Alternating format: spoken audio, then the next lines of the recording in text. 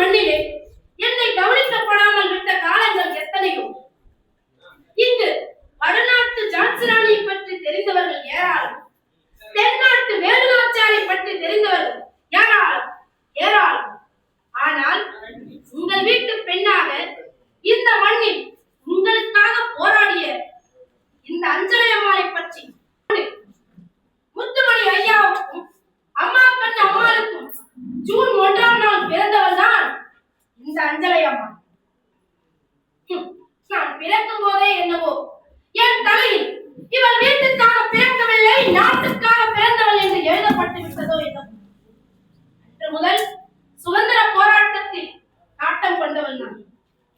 முதலாக, அதுவும் என் வாழ்நாளில் மிகவும் முக்கியமான நாள், 1921ஆம் ஆண்டு இந்த கடலூர் மண்ணிலே மகாத்மா காந்தியை நேரில் சந்தித்த நாள்.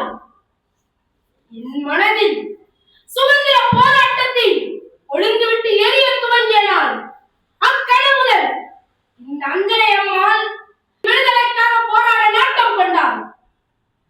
இந்த அஞ்சலை அம்மாள் ஓரளவு நெசவு தொழில் செய்யும் சாதாரண குடும்பத்தில் பிறந்தவள் தான்.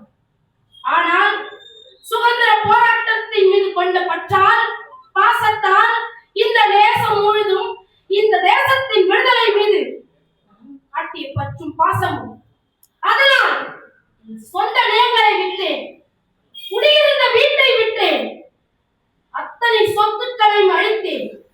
எதற்காக? சுதந்திர போராட்டத்திற்கு செலவு செய்வதற்காக. அனைத்தையும் இழந்த போது இந்த தேசமே எனது சொத்து என நினைத்து எனது போராட்டத்தை தொடர்ந்தேன். அப்பொழுது நெருப்பு விழிப்புணர்வன் பாரதி புதுச்சேரி மண்ணிலே என்னை பாராட்டினார். மாதராய் பிறப்பதற்கு நல்ல வாதமும் செய்திடல் வேண்டும் என்று பாடினார் பாரதி. மாத தம்பி ஈடு செய்ய மனதை கொடுப்போம் என்று பாடினார் பாரதி. வீட்டுக்குள்ளே பெண்ணை பூட்டி வைப்போம் என்ற விந்தை மனிதர் அலைகவிழ்ந்தார் என்று பாடினார் பாரதி. இப்படி பெண்கள் இந்த நாட்டின் கண்கள் என்று உயர்த்தி உயர்த்தி பெண்களை மிக மிக உயரத்தில் வைத்து பாடினார் பாரதி. அந்த நெருப்பு விழிப்புணர்வன் பாரதி நேரில் வந்து வாழ்த்தும் வாய்ப்பை பெற்றவள் தான் இந்த அஞ்சலை அம்மா. ஆனால் இந்த போராட்டங்களை விட எனது வாழ்நாளில் மிகவும் மிக மிக முக்கியமான போராட்டம் அந்த ஜேம்ஸ் நீல் என்பவன் சிலை உடைக்கும் போராட்டம்.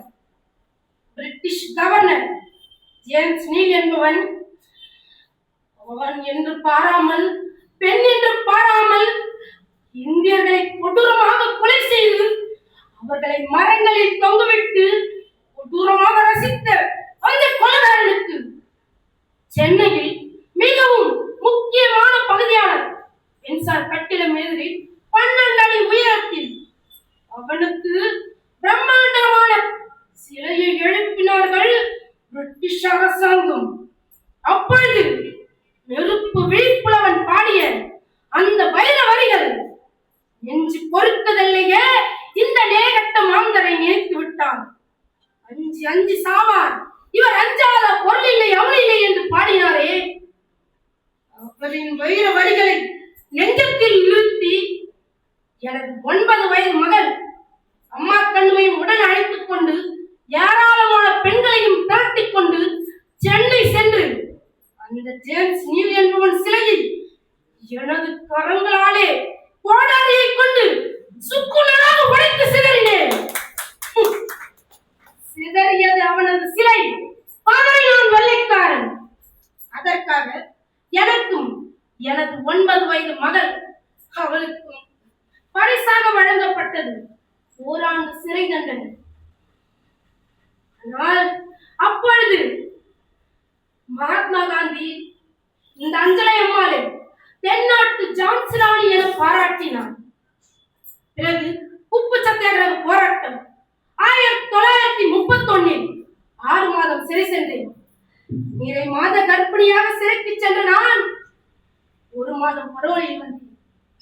அப்பொழுது எனக்கு ஒரு ஆண்மகன், அழகான ஆண்மகனை பெற்றெடுத்தேன். அவளுக்கு எனது சிறையின் நினைவாக இருக்க வேண்டும் என்று செயல் வீரன் என பெயர் சூட்டினேன். மீண்டும் சிறைக்கு சென்றேன். பல்வேறு சித்திரவதைகளையும் கொடுமைகளையும் அனுபவித்தவள் தான் இந்த அஞ்சலை அம்மா. இதெல்லாம் எதற்காக? எனது வீட்டிற்காகவா? இந்த நாட்டிற்காக, இந்த நாட்டின் விடுதலைக்காக.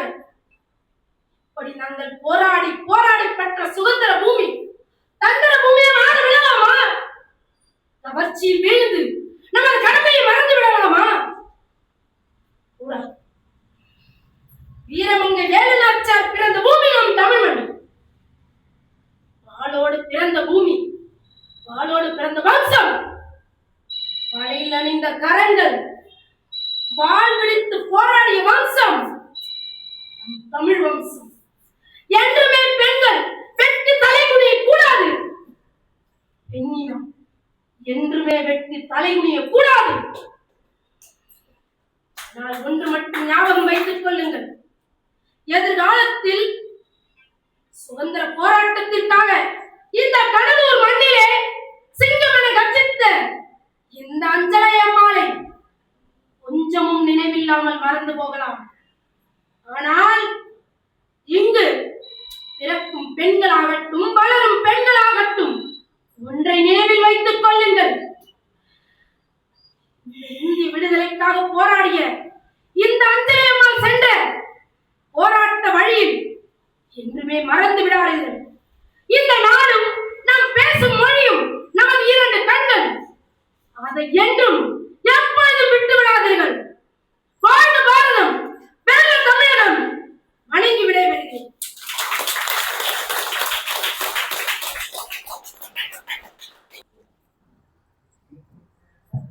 மிகவும் அருமை. உங்களைப் போலவே நானும் வாயடைத்து, பேச்சடைத்து, மூச்சடைத்து